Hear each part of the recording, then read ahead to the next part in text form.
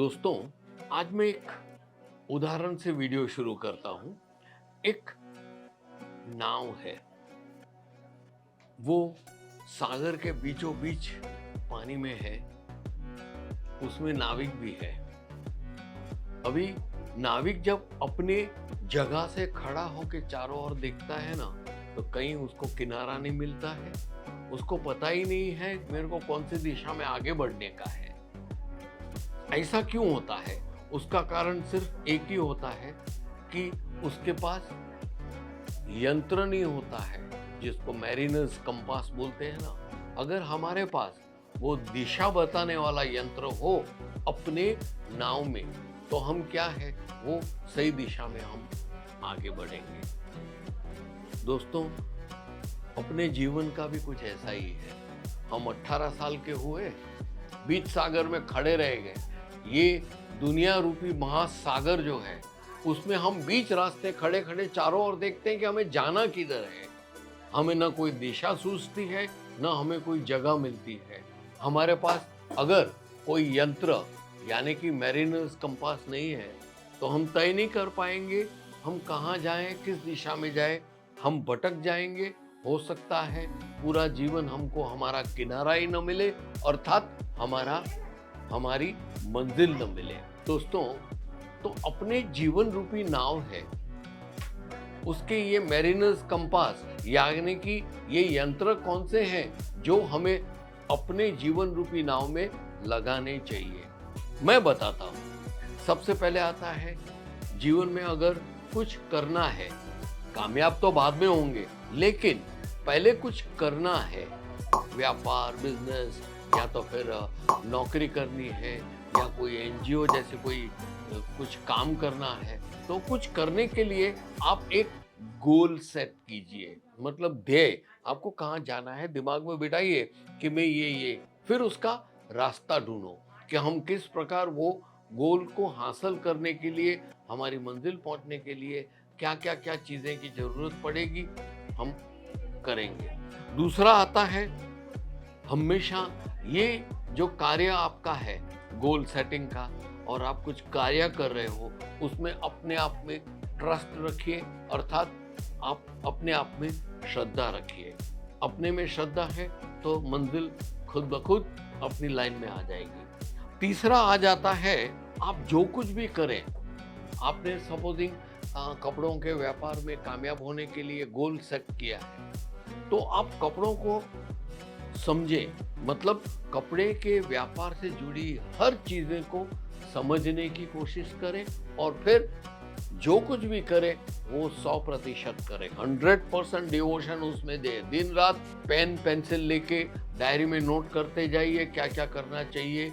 आप सर्वे कीजिए, कपड़े की मार्केट में जाइए, 4-5 जगह पे आप चाहे तो बड़े कपड़े के व्यापारी के पास नौकरी भी करके आइए, और समझिए कि बेचने वाला किस प्रकार की सोच रखता है जिसके कारण वो बेच सकता है, और खरीदने वाला क्या सोच के आता है खरीदने के लिए, वो भी सोच समझिए। ये एक स्टडी कीजिए, कहने का ये है। और ये सब करने से आप 100% काम कीजिए, आपको ये यंत्र आपके जीवन रूपी नौका में फिट हो जाएगा।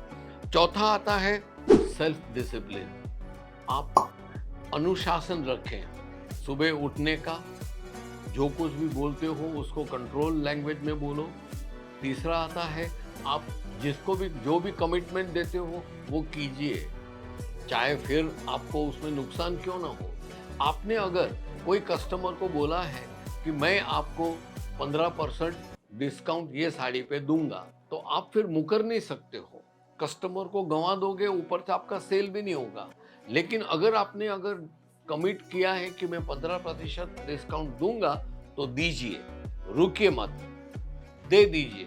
नुकसान तो नुकसान, लेकिन एक डिसिप्लिन रखिए कि आपने जो कमिट किया है वो किया है।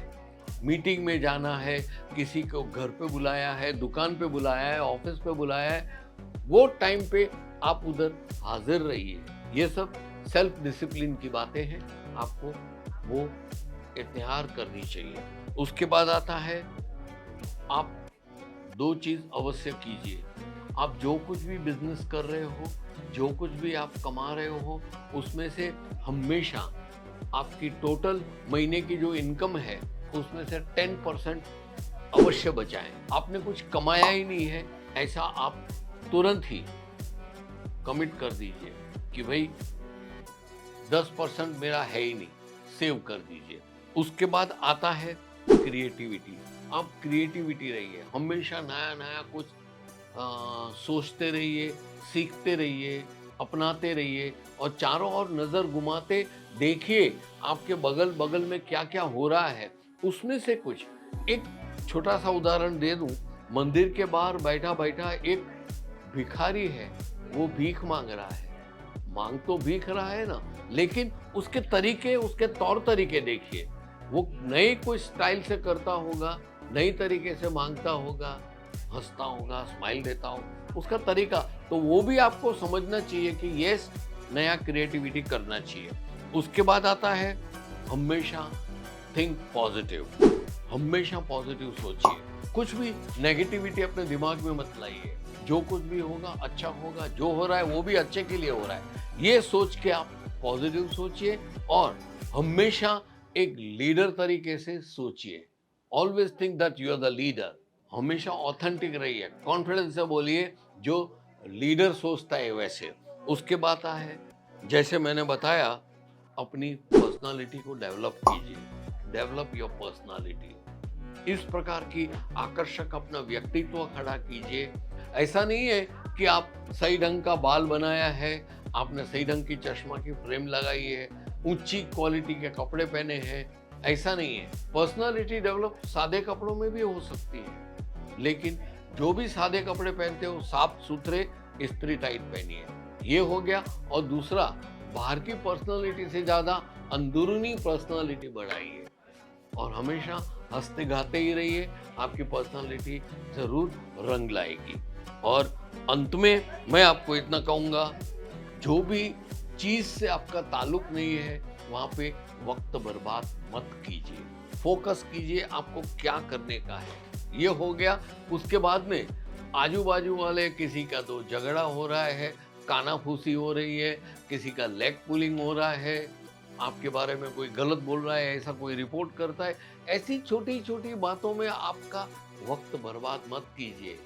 सुन के जाने दो, सुन के जाने दो, जैसे कुछ आपने सुना ही नहीं है। दोस्तों, ये सब चीजें आपको अपने जीवन में, आपके जीवन रूपी नौका में जब फिट करोगे तो आप जरूर से कामयाब होंगे। अभी आपके नाव में जब ये सब चीजें या ये यंत्र सब लग गए हैं, मैं वादा करता हूं और आपको भी भरोसा दिलाता हूं कि ये सब करने से आप जरूर एक कामयाब एंटरप्रेन्योर या तो कामयाब बिजनेसमैन बनोगे।